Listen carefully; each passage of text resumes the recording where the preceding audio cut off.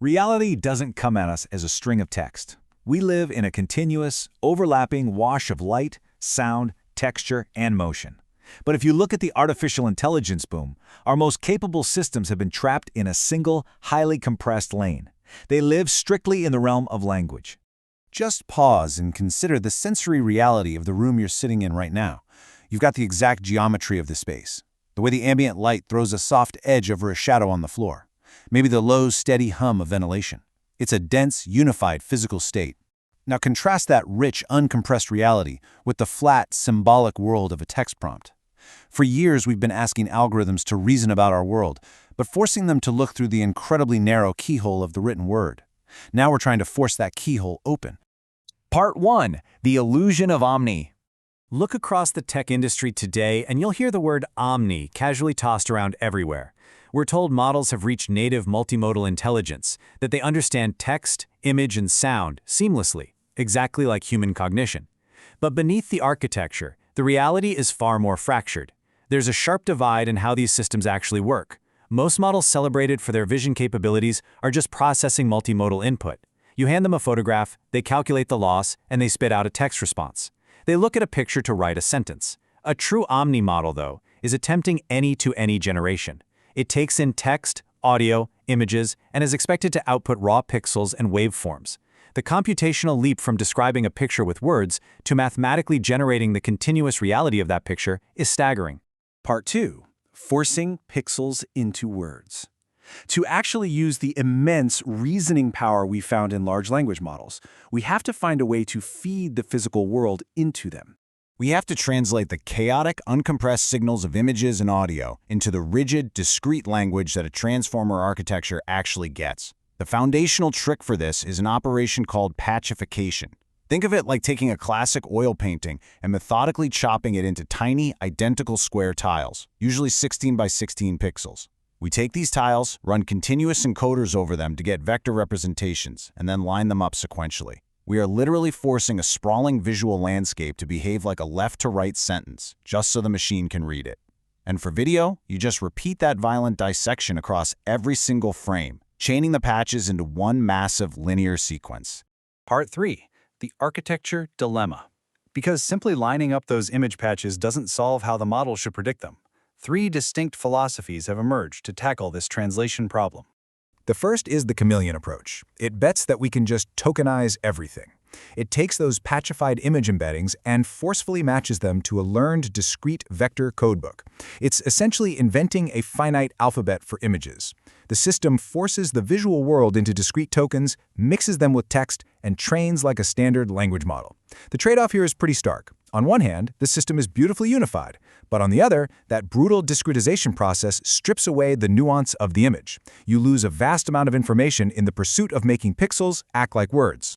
Then there's transfusion, which offers a different path to avoid that severe information loss. Instead of forcing images into an alphabet, transfusion builds a hybrid engine inside a single transformer. For text, it runs standard next token prediction. But for the image segments, it runs continuous diffusion. It generates far higher quality images using way fewer tokens. But here's the friction. The continuous representations that make a model so efficient at drawing a beautiful image are notoriously bad for actual image understanding. The exact architecture that makes it a great artist makes it a terrible observer. The third approach steps back and fundamentally rewires the transformer backbone itself. This is the mixture of transformers. It asks a perfectly logical question. Given the vastly different information densities of text, audio, and images, why force them all through the exact same parameters?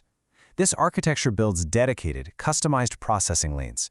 It uses modality-specific projections and feed-forward layers. A text token goes to text parameters, an image token to image parameters.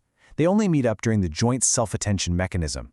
It acknowledges that the data structures are inherently different, effectively letting a language model learn speech or image generation asynchronously, without collapsing its core text abilities.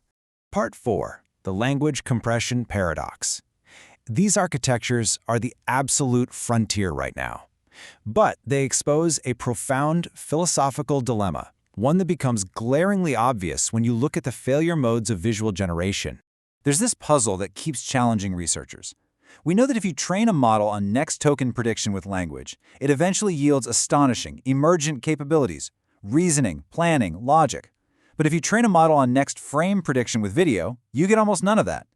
To understand why, we have to recognize that language is a highly compressed abstraction of human cognition.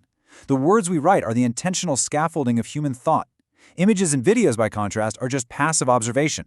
Now, while this is still active research speculation, the consensus points back to the nature of the data itself.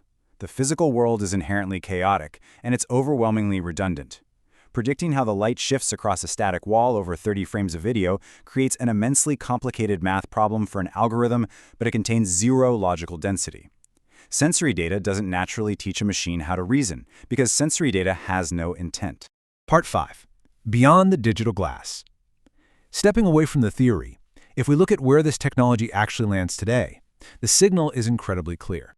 Current Omni models have hit a definitive boundary. They've effectively mastered the digital representation of information. Feed them an infographic, a dense PDF, or visual code, and that patch and encode paradigm works brilliantly. But when subjected to the raw physical world, when we ask them for true spatio-temporal reasoning or real-time robotics, they struggle profoundly. The models understand how to manipulate the symbols of our reality, but not the physics of reality itself. We've engineered systems capable of rendering breathtaking simulations of our environment, but the gap between generating a convincing, pixel-perfect image and actually understanding the three-dimensional physics of the world that image represents remains vast. It's the distance between knowing the exact shape and color of a shadow and possessing the physical intelligence to know what casts it. Please note, this video is AI-generated with Notebook LM, drawn from Stanford CS25 by Victoria Lin. Informational only, not advice. If you've been enjoying the journey, like and subscribe. It helps the channel grow. Thank you for watching. See you in the next one.